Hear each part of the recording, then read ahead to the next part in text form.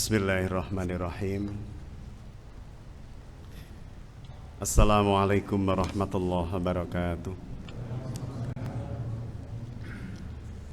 Alhamdulillahilladzi arsala rasulahu bil huda wa dinil haqq liyudhhirahu ala dini kulli wa kafa billahi syahida. Asyhadu an la ilaha illallah wa asyhadu anna Muhammadan abduhu wa rasuluhu la nabiyya ba'da. Allahumma salli ala Muhammadin wa ala alihi wa sahbihi ajma'in. Qala Allah ta'ala fi Qur'anihil Karim, a'udzu billahi minasyaitonir rajim. Ya ayyuhalladzina amanu taqullaha wa qulu qawlan shadida yuslih lakum a'malakum wa yaghfir lakum dhunubakum wa may yuti'illaha wa rasulahu faqad faza fawzan 'azima. Amma ba'd. Alhamdulillah, ayyuhal muslimun rahimakumullah, ikhwan wa akhwati fillah, kembali bermuajah di kajian Sabtu petang. Dan alhamdulillah kita masih diberi kekuatan, kemampuan oleh Allah Subhanahu wa taala untuk bisa hadir dalam majelis ini dalam keadaan sehat walafiat. Salawat salam semoga senantiasa teri'tiqad biqalbi wa qawlu bil lisan wal af'alu bil arkan ala Rasulillahi sallallahu alaihi wa alihi wasallam, uswatuna wa qudwatuna, yang kita berharap kiranya Allah menetapkan kita bagian dari umat yang terakui oleh Rasulullah dan kelak bisa membersamai beliau di yaumul hisab dalam keadaan tersyafaati oleh beliau atas izin Allah Subhanahu wa taala. Bapak Ibu yang dirahmati Allah, hari ini sebagaimana mungkin undangan, flyer atau informasi yang disampaikan oleh takmir, kita akan mengkaji beberapa firman Allah dan sabda-sabda Rasulullah sallallahu alaihi wasallam yang berkaitan dengan sumbangsih Islam bagi peradaban dunia. Dan kita cuplik ya bahasan tersebut dari sebuah karya besar seorang intelektual muslim dari Mesir, yakni Syekh Amir Syakib Arsalan, ya, Dr. Amir Syakib Arsalan, Allah yarham. Beliau meninggal di tahun 1946, tapi beliau memiliki sebuah buku yang cukup menarik untuk dikaji, dan rasa-rasanya buku tersebut akan memiliki nilai keabadian karena diambil rujukan-rujukannya dari kitab yang berlaku abadi, yakni Al-Quranul Karim. Kitab yang saya maksudkan adalah kitab yang berjudul Limadza ta'akharal muslimin wa taqaddama ghairuhum. Limadza ta'akharal muslimun, mengapa umat Islam mengalami kemunduran, wa taqaddama ghairuhum, dan kenapa umat-umat selainnya mendapatkan kemajuan. Maka kitab ini kemudian banyak dirujuk oleh para intelektual muslim dunia, dan yang menjadi unik, kitab ini merupakan hasil dari kumpulan artikel beliau di dalam sebuah majalah yang bernama Al-Manar, yang majalah tersebut di tahun tersebut dipimpin oleh murid dari Syekh Muhammad Abdu yang bernama Dr. Rashid Ridho.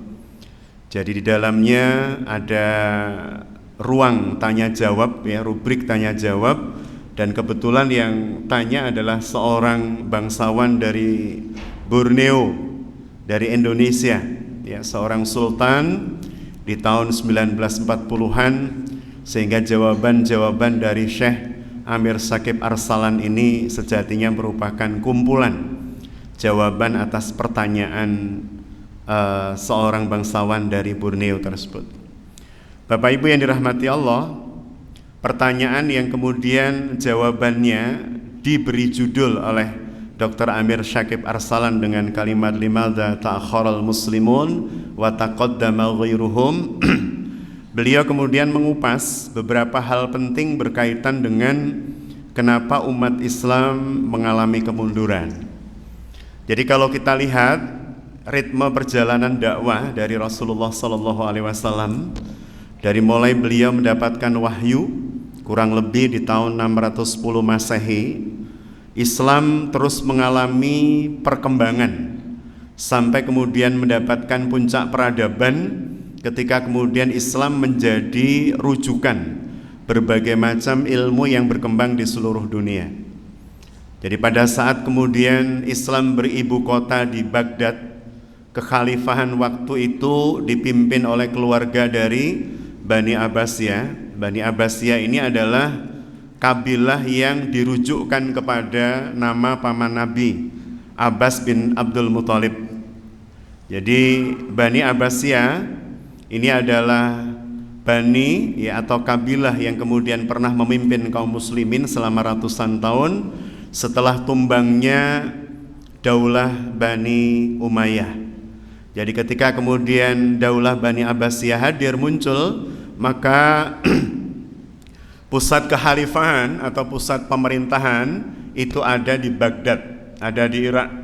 Dan khalifah yang paling terkenal di antara khalifah-khalifah yang pernah memimpin di sejarah Daulah Bani Abbasiyah adalah Harun al-Rashid. Ini adalah satu di antara sekian banyak khalifah Bani Abbasiyah yang kisah hidupnya mendunia dan kisah hidupnya mengabadi sampai hari ini ya. Dan di masa Daulah Abbasiyah menjadi rujukan atau sentra kebudayaan dunia, kita kemudian mengenal munculnya lembaga-lembaga pendidikan besar yang dimiliki oleh Khalifah Islam. Salah satunya adalah Al-Azhar yang ada di Mesir. Bapak Ibu yang dirahmati Allah, kenapa kemudian Islam mengalami kejayaan yang cukup panjang atau cukup lama? Dari mulai Rasulullah SAW hijrah di Madinah tahun 1 Hijriah itu ya, atau kurang lebih tahun 621 Masehi sampai kemudian tahun 1924. Jadi Islam ini pernah kemudian memimpin dunia ini dengan peradaban yang penuh dengan etika dan kesantunan. Meskipun kemudian ada berdarah-darahnya, jadi tidak bisa dipungkiri bahwa kehidupan kaum muslimin di bawah pimpinan para khalifah itu pernah berdarah-darah. Bahkan berdarah-darahnya itu mempertemukan orang-orang terbaik yang pernah langsung dibimbing dan ditarbiyah oleh Rasulullah SAW. Sebutlah nama misalnya Aisyah radhiyallahu anha, sebutlah nama misalnya Thalha bin Ubaidillah, Zubair bin Awam. Ini adalah nama-nama yang dalam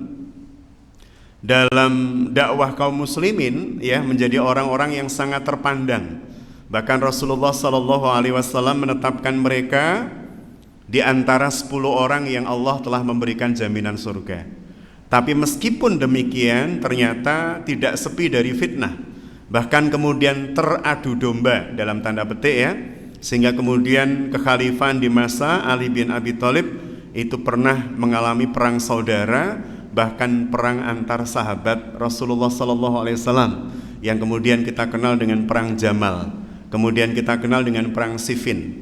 Perang Jamal itu antara pasukan negara yang dipimpin oleh Ali bin Abi Thalib dengan pasukan yang dipimpin oleh Ibunda Aisyah radhiyallahu anha bersama Thalha bin Ubaidillah dan Zubair bin Awam radhiyallahu anhum ajmain. Jadi pernah terjadi seperti itu. Kemudian perang Siffin. Perang Siffin ini terjadi antara pasukan Muawiyah bin Abu Sufyan yang menuntut darah Utsman dengan pasukan negara. Jadi waktu itu Muawiyah bin Abu Sufyan menjadi gubernur di Damaskus, Syria, di Syam. Sedangkan Ali bin Abi Thalib memindahkan kekuasaan ibu kota dari Madinah ke Irak. Dari Madinah ke Irak. Jadi ibu kota negara itu pernah pindah Pak di masa kekhalifahan Islam, itu dari Madinah ke Irak. Meskipun sudah diperingatkan oleh banyak sahabat, jangan pindahkan ibu kota negara dari Madinah, karena pasti akan terjadi kegoncangan. Dan benar pada akhirnya kemudian terjadi pertempuran ya, antar sahabat Rasul, sahabat besar, satu menantu Rasul, satu kakak ipar Rasul. Jadi Ali bin Abi Thalib itu menantu Rasul, Muawiyah bin Abi Sufyan itu ipar dari Rasulullah ya, karena saudarinya, saudari Muawiyah yang bernama Romlah atau Ummu Habibah itu menikah dengan Rasulullah SAW. Ini sekelumit awalan. Jadi Islam pernah mengalami kejayaan luar biasa ya di tingkat peradaban kenegaraan berbangsa dan bernegara, dari banyak sisi, dari sisi kebudayaan, dari sisi pendidikan, dari sisi sains, dari sisi ekonomi, sampai dituliskan di dalam tinta emas sejarah kaum muslimin di bawah kepemimpinan Umar bin Abdul Aziz dalam naungan Daulah Bani Umayyah. Kaum muslimin itu pernah Pak mengalami kekosongan mustahik. Kekosongan mustahik. Mustahik itu orang yang berhak menerima zakat. Jadi Islam itu pernah mengalami masa keemasan ekonomi, sehingga kemudian dari mulai Makkah, Madinah, bergerak sampai ke Syam, ke kanan sampai Asia Kecil, Uzbekistan, Tajik dan seterusnya, ke kiri sampai Maroko, ya, Afrika Barat, tidak ditemukan kaum muslimin yang berhak mendapatkan zakat atau menerima zakat. Itu saking makmurnya negara. Itu pernah dialami kaum muslimin di masa kekhalifahan Umar bin Abdul Aziz, yang beliau ini merupakan cicit dari Umar bin Khattab. Maka hari ini kita bertanya, kenapa kaum muslimin pernah mendapatkan posisi sebagai leader dalam peradaban dunia? Disinilah kemudian Syekh Amir Syakib Arsalan, Dr. Amir Syakib Arsalan menjawab. Yang pertama, umat Islam ini pernah memimpin peradaban dunia karena mereka berpegang teguh terhadap sumber-sumber yang menjadikan peradaban itu besar dan mulia. Dan sumber yang dimaksudkan adalah Al-Quran dan Sunnah. Rasulullah Shallallahu Alaihi Wasallam menyebutkan, "Taraktu fikum amroini." Taraktu fikum amroini, kata beliau, aku tinggalkan kepada kalian amroini, dua perkara. Dan siapa saja yang tamasaktum bihima, berpegang teguh kepada keduanya, lantadillu abada, maka mereka tidak akan tersesat selamanya. Dua hal ini, kata Rasulullah, yang kalau kemudian kita berpegang teguh kepadanya, maka kita tidak akan tumbang, kita tidak akan tertinggal dalam peradaban. Apa yang dimaksud? Kitabullah wa sunnah Rasulillah. Jadi yang dimaksud adalah kitab Allah, yakni Al-Quranul Karim. Kemudian yang kedua adalah sunnah-sunnah Rasulullah Sallallahu Alaihi Wasallam. Jadi ini yang menjadikan dulu kaum muslimin sempat menjadi mercusuar peradaban. Jadi kalau kemudian Barat, ya, di abad pertengahan mereka masuk pada apa yang kemudian kita kenal dengan Dark Middle Age atau abad pertengahan yang gelap, mereka kebingungan, mereka kesulitan, mereka tidak memiliki acuan peradaban, mereka mengekor pada kaum muslimin. Maka hari ini kemudian terjadi sebaliknya. Jadi kata Syekh Amir Syakib Arsalan, kaum muslimin itu akan kembali menjadi mercusuar peradaban dunia manakala mereka mau mengembalikan keseluruhan muskilah mereka kepada Quran dan Sunnah. Bukan hanya muskilah yang berkaitan dengan sholat kita, haji kita, puasa kita, tapi lebih dari itu adalah keseluruhan kehidupan kita harus kemudian dirujukkan kembali kepada Quran Sunnah, sebagaimana generasi yang Allah memujinya dengan kalimat khairu ummah, kuntum khairu ummah. Jadi kalian adalah umat yang terbaik, dan itu kalimat Allah dalam Ali Imran 110, ta'muruna bil ma'ruf wa tanhauna 'anil munkar, manakala kalian memerintahkan kepada yang ma'ruf dan berani melakukan pencegahan terhadap kemungkaran. Jadi syarat untuk menjadi khairu ummah ada dua. Yang pertama, melakukan kemakruffan, memerintahkan kemakruffan. Yang kedua, berani melakukan pencegahan terhadap kemungkaran yang ada. Wa tu'minuna billah, dan keseluruhannya disandarkan kepada keimanan kepada Allah Subhanahu wa taala. Jadi melihat ma'ruf dan mungkar itu tidak dari sisi rasa, tidak dari sisi rasionalitas, tetapi dari sisi perintah Allah dan larangannya. Saya contohkan, Rasulullah Sallallahu Alaihi Wasallam, Bapak Ibu, itu pernah ketika keluarga Ammar bin Yasir itu disiksa. Jadi Ammar bin Yasir itu, Ammar putra dari Yasir, ibunya namanya Sumayyah. Keluarga ini pernah mengalami kezaliman luar biasa dari majikan-majikan mereka, karena ini keluarga budak, Pak. Ayahnya budak, ibunya budak, anaknya budak. Ketika kemudian mereka mengalami kezaliman yang luar biasa, penyiksaan yang menjadikan asbab meninggalnya Yasir, ya, dengan cara dicekik oleh Abu Jahal. Kemudian ibunda dari Ammar, yakni Sumayyah, ya radhiyallahu anha, itu ditarik tangan dan kakinya bersilangan, Pak. Jadi tangannya ditarik ke atas, kakinya ditarik ke bawah. Ini adalah syahidah pertama dalam Islam, namanya Sumayyah, ibu dari sahabat besar Ammar bin Yasir. Keduanya wafat, meninggal. Dan kemudian Ammar, ya, Ammar waktu itu sempat dilewati oleh Rasulullah SAW ketika mengalami siksaan, dan dia sempat meminta tolong kepada Rasulullah SAW. Kejadian ini terjadi di Mekah kurang lebih di tahun kelima setelah Rasul mendapatkan bi'sa nubuwah, ya, kenabian setelah Muhammad menjadi nabi. Jadi waktu itu Ammar sempat meminta tolong ketika Rasul lewat. Bayangan kita, Pak, kalau ada kaum muslimin yang sedang mengalami siksaan hebat, kemudian Rasul lewat dan kemudian dia meminta tolong kepada Rasulullah. Bayangan bapak-bapak, bayangan ibu-ibu, Rasul akan menolong dengan cara apa, Bapak Ibu? Melepaskan Ammar dari siksaan itu berarti menolong secara fisik, atau Rasul cukup mendoakan, Bapak Ibu? Kira-kira A atau B? A, menolong secara fisik. B, Rasul cukup mendoakan. Atau B, Bapak Ibu? B jawabannya, luar biasa. Ini berarti bapak-bapak ini luar biasa, ya. Biasanya jawabannya apa? Biasanya orang-orang mengatakan, tapi jawaban jenengan ini persis yang dilakukan Rasul.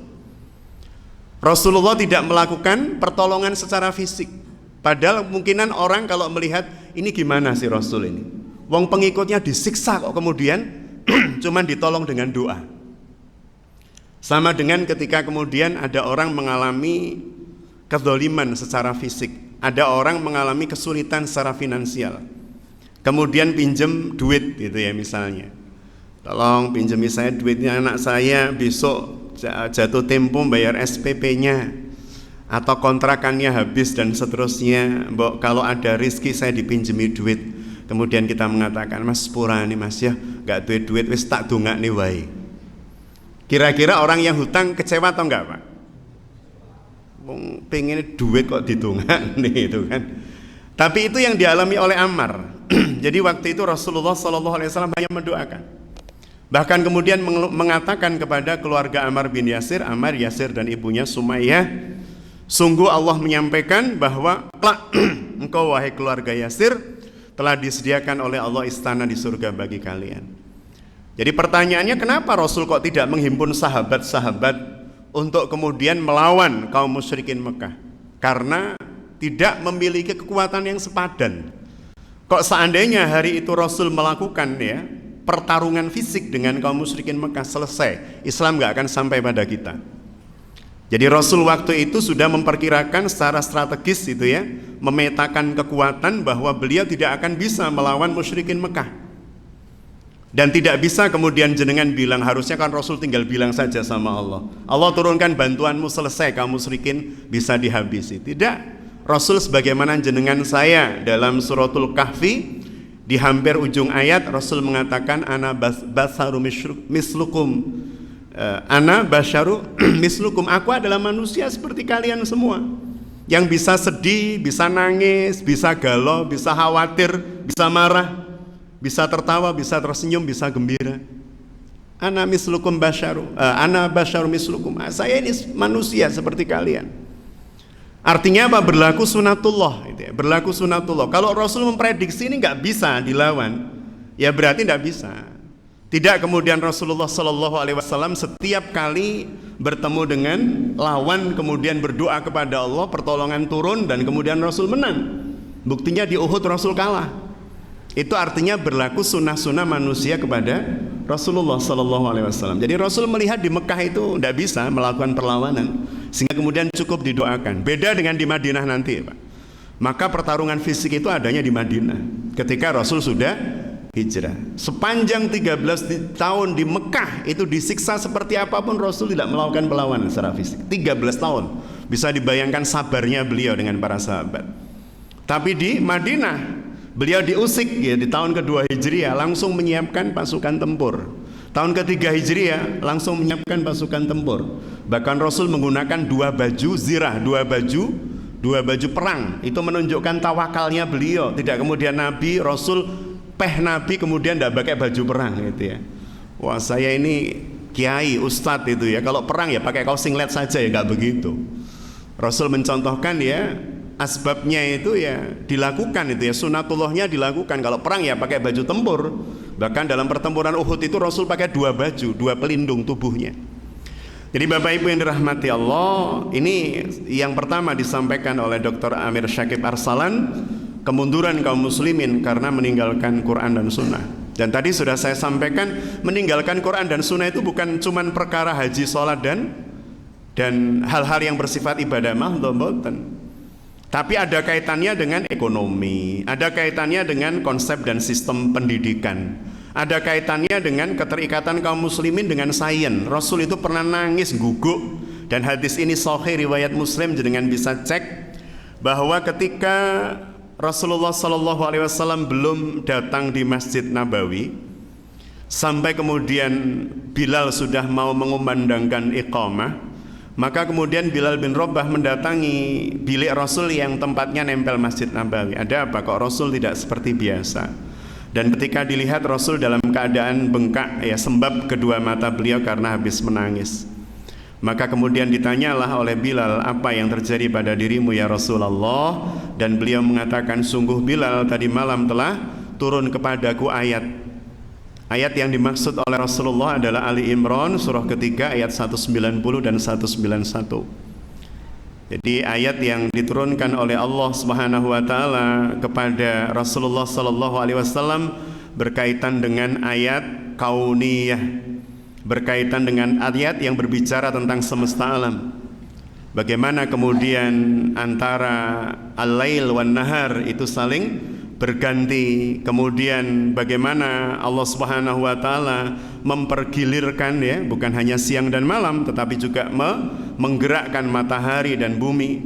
Dan subhanallah, kata Rasulullah sallallahu alaihi wasallam ketika sampai di akhir ayat 191-nya, subhana Rabbana ma khalaqta hadza batila subhanaka faqina adzabannar.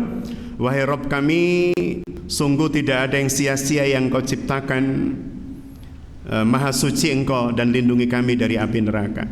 Maka Rasul menyampaikan kepada Bilal, saya takut umatku tidak memahami ayat ini. Jadi Rasulullah SAW sangat khawatir umat itu melihat siang dan malam itu biasa. Umat itu melihat penciptaan langit dan bumi itu biasa. Rasul khawatir kalau kemudian kita melihat bumi dan seluruh yang ada di sekitarnya itu biasa-biasa saja. Rasul khawatir kok kita itu melewati malam dan siang itu biasa-biasa saja, tanpa berpikir. Karena tanpa memikirkan ayat-ayat kauniyah, kemudian kita hanya menekuni kitab-kitab fikih, hadis dan seterusnya, tidak kita kaitkan ayat-ayat tersebut dengan ayat-ayat kauniyah, maka Islam tidak akan pernah seperti masa lalu yang menguasai peradaban dunia. Kita hanya disibukkan dengan konsep fikih yang kemudian dipertentangkan satu dengan yang lain, dan ini sangat menguntungkan musuh-musuh Allah. Kita sibuk kemudian dengan hal-hal yang bersifat istihadiyah, hal-hal yang bersifat ikhtilaf di antara para ulama sendiri, terjadi ikhtilaf itu, ya. Sehingga kemudian kita selalu dikasih PR, tidak sempat maju. Kasih PR terus disuruh ngerjakan itu, ya. Kasih PR ini, kasih PR kalau sholat mau ruku, mau sujud itu kepala itu apa, tangan dulu apa, lutut dulu. PR ini kemudian kita bahas nggak selesai-selesai, dipertentangkan satu dengan yang lain. Maka sejatinya ketika kemudian ulama, ya, para alim sudah memberikan jawaban dan tetap memang terjadi ikhtilaf di antara beliau, kita ambil hujah dan dalil yang paling roji dan paling kuat sepanjang itu kita yakini. Kita sudah konfirmasi misalnya kepada para asatid, oh enggak apa-apa mas, tangan dulu atau kaki dulu, dua-duanya memiliki hujah atau dalil, asal jangan kepala dulu, itu jelungup namanya itu. Jadi kalau kemudian hal-hal kecil terus dipertentangkan, umat gak akan pernah maju. Kita disibukkan hanya berbicara tentang itu, sedangkan handphone yang kita punya bukan merek kaum muslimin, radio yang kita dengar itu, ya, apa-apa yang ada di sekitar kita, kaum muslimin tidak memiliki kuasa dan kemampuan atasnya. Kapan hari saya bertemu dengan anak-anak muda, ketika kemudian mereka jauh lebih mengenal itu, ya, orang-orang yang namanya tak pernah disebut dalam Al-Quran, yang kebiasaan mereka juga tidak muncul dalam Al-Quran. Karena kaum muslimin sepi dari para sineas muslim. Tidak muncul sebuah film-film atau filmografi yang kemudian menggambarkan kisah-kisah heroik kaum muslimin di masa lalu. Dan ketika kemudian muncul film Muhammad the Messenger of God, rasa-rasanya kemudian banyak orang yang kembali mencintai Rasul dengan melihat perjuangannya, meskipun film itu sangat tidak mencukupi karena sangat pendek durasinya, 3,5 jam. Kalau membahas Rasul kan bisa belasan jam berseri dan seterusnya.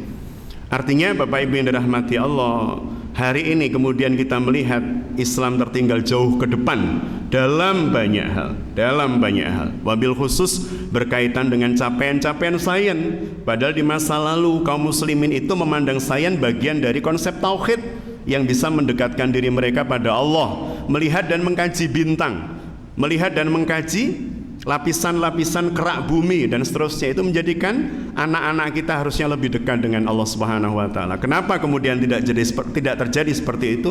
Karena dianggap ilmu kedokteran itu tidak penting, karena dianggap ilmu fisika itu tidak syar'i, karena dianggap ilmu kimia nggak ada kaitannya dengan akhirat. Ini bahaya sekali. Ini konsep fasludin anil hayah, pemisahan antara agama dengan kehidupan. Harusnya anak-anak didorong masuk pada jurusan-jurusan itu untuk mengkaji sains dalam sudut pandang Islam. Bagaimana Al-Quran berbicara tentang matahari, berbicara tentang bumi, bulan, berbicara tentang konstruksi penciptaan bumi, sehingga kemudian Islam tidak terus mengalami ketertinggalan. Hingga hari ini hampir seluruh produk-produk teknologi bukan milik kita, tapi milik orang lain, dan kita hanya menjadi pengguna yang setiap saat bisa dipantau dengan berbagai satelit yang mereka punya. Jenengan menggunakan handphone, kira-kira terpantau apa mboten, Pak? Kita kalau menggunakan aplikasi harus daftar apa mboten? Kalau daftar menggunakan apa? Nomor handphone kita. Kalau sudah nomor handphone kita masuk, alamat masuk, itu kan sudah terpantau satelit, Pak? Terpantau satelit, dan satelitnya milik kita, Pak? Bukan. Kita belum punya satelit, Pak. Maksudnya satelit yang menjadi pusat sumber informasi dari aplikasi-aplikasi handphone yang kita miliki. Lah kalau kemudian anak-anak mau mengkaji ke sana, kemudian kita mengatakan ilmu itu ilmu tidak penting, nak, ilmu dunia, nak, bukan ilmu akhirat, maka ini justru yang ditunggu oleh musuh-musuh Allah. Kita terus akan mengalami ketertinggalan. Ini yang disampaikan oleh Dr. Amir Syakib Arsalan, karena kemudian kaum muslimin terjebak pada pola pandang yang jumud dan sempit, bahwa ilmu yang dipelajari itu cukup ilmu hadis, cukup ilmu Quran, cukup ilmu fikih, tapi tidak dikembangkan. Al-Quran itu luas sekali. Kalau kemudian dimensinya kita pelajari, sebagaimana khawatirnya Rasul tadi itu, khawatir Rasul itu, kok lewat siang malam, kok kemudian menciptakan melihat penciptaan langit dan bumi. Kita tidak mau berpikir secara dakik, secara mendalam, mengupasnya dan seterusnya, maka ketertinggalan itu akan terus menerus terjadi pada umat. Yang ketiga at-tafriq. Jadi kata Dr. Amir Syakib Arsalan, at-tafriq, ya, tafriqah itu firqah. Jadi kaum muslimin bangga dengan firqah-firqah, ya, bangga dengan pecahan-pecahan, bangga dengan kelompok-kelompok, apapun nama kelompoknya. Kalau kemudian kita terjebak pada konsep ta'assub atau asobiyah, maka tentu ini sangat berbahaya, bahwa kebenaran itu ada pada kelompok kami dan tidak pada kelompok lain, bahwa yang hak itu ada pada komunitas kami dan tidak pada komunitas yang lain. Maka mengkaji dan mengaji pada banyak guru itu kemudian menjadi penting. Kita belajar dari para imam mujtahid, ya, para imam mujtahid di masa lalu yang gurunya bisa ratusan orang, bahkan kemudian ribuan. Artinya beliau-beliau atau mereka-mereka ini adalah hamba-hamba Allah yang kemudian mendapatkan ilmu dari banyak rujukan, sehingga kemudian bisa mengkomparasi satu dengan yang lain dan saling menghormati ketika ada perbedaan. Tidak kemudian diulik perbedaannya, diekspos dan seterusnya. Kemudian yang berikutnya adalah taklid, ya, yang dimaksud dengan taklid di sini adalah muqallid ami. Muqallid ami itu adalah mengikuti pandangan atau ilmu atau apapun secara membabi buta, ya. Jadi membabi buta itu berarti tidak pernah mengkomparasi, mencoba membandingkan itu, ya, dengan pendapat yang lain, sehingga lebih bijak di dalam menyikapi sesuatu, ya, karena cara pandangnya adalah meluas, ya, bukan menyempit. Bapak Ibu yang dirahmati Allah, maka kita lihat beberapa ayat Al-Quranul Karim yang menyampaikan kepada kita bahwa sejatinya Allah Subhanahu wa taala berkehendak Islam ini menjadi sebuah din yang kuat. Din yang kuat. Kuat itu tidak bersifat menindas. Kuat di sini bersifat manfaatnya semakin meluas dan bisa dinikmati oleh apapun dan siapapun sesuai dengan fitrah agama ini yang rahmatan lil alamin. Islam itu seberapapun kuatnya, seberapapun tingginya, seberapapun luasnya kekuasaan yang pernah dimiliki di masa kekhalifahan dulu, tetapi sisi rahmatan lil alamin itu yang menjadi ruhnya. Rahmat bagi siapapun, rahmat bagi keyakinan dan agama apapun, rahmat bagi kelompok masyarakat apapun, rahmat bagi tanah, rahmat bagi air, rahmat bagi binatang, rahmat bagi pepohonan. Itu adalah prinsip dasar dari dinul Islam yang dicontohkan oleh Rasulullah SAW dan para sahabat radhiyallahu anhum ajma'in. Saya ambil surah Ali Imran 139 ya sebagai penutup ya penjelasannya. Bapak Ibu yang dirahmati Allah, Allah Subhanahu wa taala bombong kita ya, memberikan semangat kita dengan kalimat A'udzubillahi minasyaitonirrajim wala tahinu wala tahzanu wa antumul a'launa in kuntum mu'minin. Jadi di dalam ayat ini Allah Subhanahu wa taala menyampaikan ya sebagai seorang mukmin, yang pertama jangan bersikap lemah. Bersikap lemah ini dalam banyak hal. Salah satunya ya merasa inferior, itu bersikap lemah. Inferior, merasa terus tertindas, merasa terus kalah ya dibanding yang lain gitu ya. Ini tentu tidak boleh ada, tidak boleh muncul. Merasa kalau berbicara teknologi itu kita pasti kalah jauh, kita nggak mungkin bisa menyamai mereka. Kalau berbicara ekonomi kita nggak mungkin bisa menyamai mereka dan seterusnya. Maka yang seperti ini harus ditinggalkan ya, yang seperti ini harus kita tutup episodenya, bahwa Allah menciptakan kita ini bukan orang yang hina ya. Wala tahinu, jangan menghina-hinakan diri kita, melemahkan diri kita ya. Dan wala tahzanu, dan janganlah engkau sedih, dan janganlah engkau khawatir. Wa antumul a'launa, karena sesungguhnya kalian semua wahai kaum mukminin adalah orang-orang yang ali, tinggi. In kuntum mu'minin, manakala kalian beriman kepada Allah. Oh, berarti kita akan memiliki konsepsi kultural budaya yang tinggi kalau budaya kita itu kita sambungkan pada Allah. Pendidikan yang berkualitas kalau pendidikan itu kita sambungkan kepada Allah Subhanahu wa taala. Teknologi-teknologi yang manfaatnya luar biasa kalau kita sambungkan kepada Allah Subhanahu wa taala. Jadi contoh seperti ini Pak ya, pakai syuting begini ya, pakai kamera. Jenengan bisa bayangkan ya, dengan alat-alat ya teknologi yang dibuat oleh orang-orang non muslim itu ya, kita bisa melakukan aktivitas dakwah secara luar biasa. Ini namanya Asyabab Mas ya, channelnya Asyabab. Syabab itu pemuda Pak. Jadi Syabab Ar-Rahma, pemuda-pemuda Ar-Rahma, jamak dari Syabun. Jadi ketika kemudian ini ada channel Syabab Ar-Rahma yang ternyata bisa diakses oleh seluruh manusia di dunia Pak. Jadi bisa dibayangkan ini isi ceramah saya itu ya, ceramah siapapun yang ada di sini yang kemudian diambil oleh channel Syabab Ar-Rahma itu bisa dinikmati di seluruh dunia. Ketika kemudian diupload di Instagram, kemudian diupload di Facebook itu kan. Dan Facebook itu kan yang membuat juga non muslim itu. Siapa Mas namanya Mas? Yang membuat Facebook itu Mas? Lupa ya, nggak apa-apa, nggak jadi pertanyaan kubur ya. Lupa nggak apa-apa.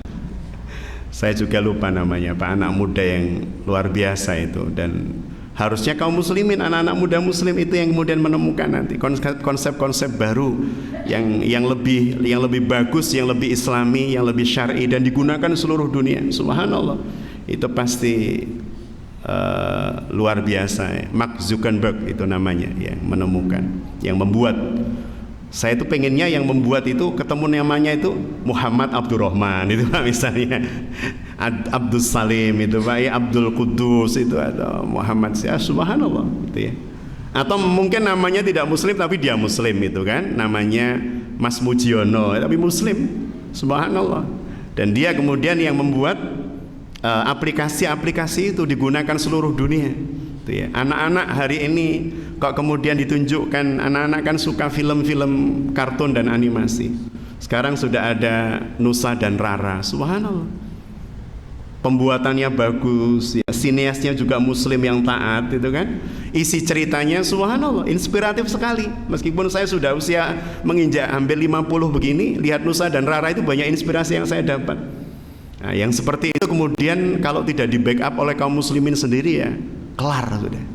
Jadi Bapak Ibu yang dirahmati Allah, tidak boleh kemudian seorang muslim merasa kalah terus, merasa inferior ya di hadapan kemampuan teknologi, kemampuan ekonomi berbagai negara raksasa hari ini. Kita terus jadi bulan-bulanan, tapi kemudian terus muncul harapan. Harus berharap agar kiranya Islam ini kembali hadir sebagai pemimpin peradaban dunia sebagaimana di masa Rasul dan para sahabat radhiyallahu anhum ajma'in, dengan syarat in kuntum mu'minin.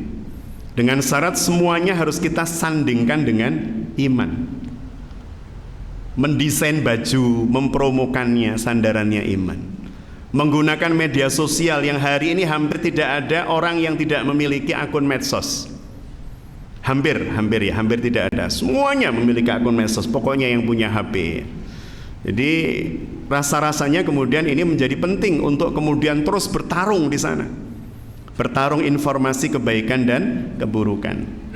Kesimpulannya Bapak Ibu yang dirahmati Allah, dari apa yang dituliskan oleh Syekh Amir Syakib Arsalan ini ada dua. Yang pertama, kejumutan kaum muslimin ini efek dari dua variabel. Yang pertama adalah variabel internal diri kaum muslimin sendiri, karena terus ya dihadapkan pada PR saling mengoreksi, saling mencari kekurangan, saling membuka aib ya, dan seterusnya. Ini tentu sesuatu yang akan terus melemahkan kaum muslimin kalau tidak segera masing-masing berlapang hati untuk menerima perbedaan yang bersifat ijtihadiyah.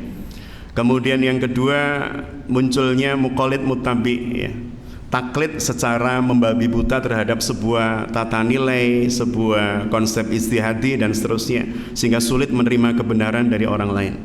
Kemudian yang ini yang A, poin A ya, poin A12 internal. Kemudian poin B adalah eksternal, sebab-sebab eksternal. Yang B1 adalah akibat adanya ghazwul fikri. Kita kalah dalam pertarungan ghazwul fikri. Ghazwul fikri itu pertarungan pemikiran.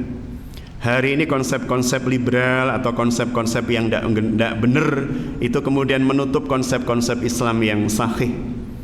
Jadi ketika kemudian anak-anak masuk SKI menjadi khawatir atau takut hanya karena ada opini yang berkembang, hati-hati masuk si kerohanian Islam di SMA, perguruan-perguruan tinggi, karena arahnya pada kekerasan ya, Islam keras, Islam garis keras dan seterusnya. Ini yang menjadikan anak-anak kadang mau belajar ngaji jadi takut gitu ya.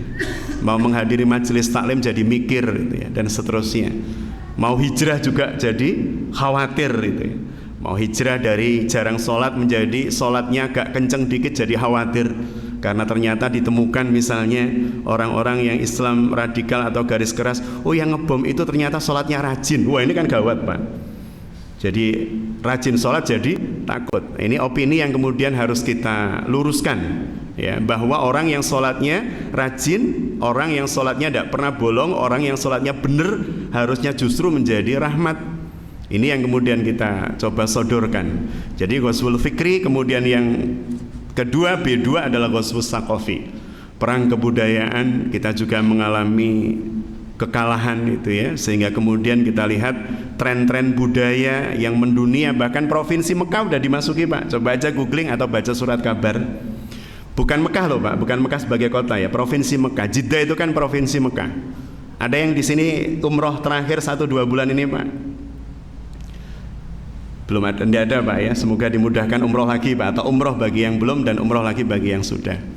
Jadi terakhir saya Maret dan awal Maret dan akhir Februari sampai awal Maret di Jeddah Pak. Pada saat saya di Jeddah itu melihat wanita-wanita Filipin yang pakai bahasa Tagalog itu pakai celana pendek Pak. Bisa dibayangkan Pak ya? Jeddah Pak itu. Padahal Jeddah itu provinsi Mekah Pak. Bukan Mekahnya, tapi kalau Mekah Madinahnya alhamdulillah saya yakin sampai yaumul qiyamah dipelihara, dilindungi oleh Allah Subhanahu wa taala. Tapi sudah dikepung oleh begitu. Ya, Jeddah itu sudah pakai celana pendek Pak, perempuan saya. Astagfirullah. Padahal itu dekat Masjid Qisas itu, masjid yang dimana dilaksanakan hukum Qisas di sana. Ternyata pemandangannya seperti itu. Saya mau ke kamar mandi, toilet waktu itu dibuka, ada seorang wanita merokok Pak. Ya, ada seorang wanita, saya salah kamar mandi Pak, saya tidak lihat ininya tulisannya. Ternyata ada wanita keluar. Astagfirullah. Jadi fitnah itu sudah menghampar di mana-mana, sehingga kemudian dalam pertarungan atau perang budaya itu benar-benar sudah merasuk ke seluruh dimensi. Kalau kita lihat Uni Emirat Arab atau Dubai itu sudah seperti Eropa kehidupannya, sangat seperti Eropa itu. Jadi mending kita lihat seperti ini itu Pak ya, di Stono Medek dan seterusnya. Kalau di Dubai itu sudah seperti Eropa ya Ustaz ya. Bagaimana kemudian kehidupan glamornya ya, menyambut tahun baru dengan cara yang sangat tidak islami. Jadi rasa-rasanya Allah Subhanahu wa taala menunjukkan kepada kita bahwa inilah saat-saat akhir zaman. Dunia sudah sepuh, sudah tua. Dan kalau sudah tua ya menunjukkan kelemahannya, kekurangannya. Tidak elok lagi seharusnya bagi seorang muslim untuk terlalu menikmatinya. Bapak Ibu yang dirahmati Allah, sekali lagi kiranya kita menjadi hamba-hamba Allah yang senantiasa meyakini tidaklah kita bisa bangkit kecuali hanya dengan Al-Quran dan Sunnah, dan tidaklah kita mencapai kejayaan kecuali dengan kembali pada Quran dan Sunnah. Ini jam saya sudah isya, ini belum Pak? 2 menit lagi. Itu sudah masuk isya. Baik Bapak Ibu yang dirahmati Allah, itu mungkin yang bisa kami sampaikan. Jika ada khilaf salah mohon untuk dimaafkan, dan jika ada kesalahan yang panjenengan pirsa kebenarannya mohon untuk diluruskan ya, kami diluruskan. Demikian kiranya ada manfaat yang bisa kita petik. Billahi taufiq wal hidayah, wallahul muwaffiq ila aqwamit thoriq. Assalamualaikum warahmatullahi wabarakatuh.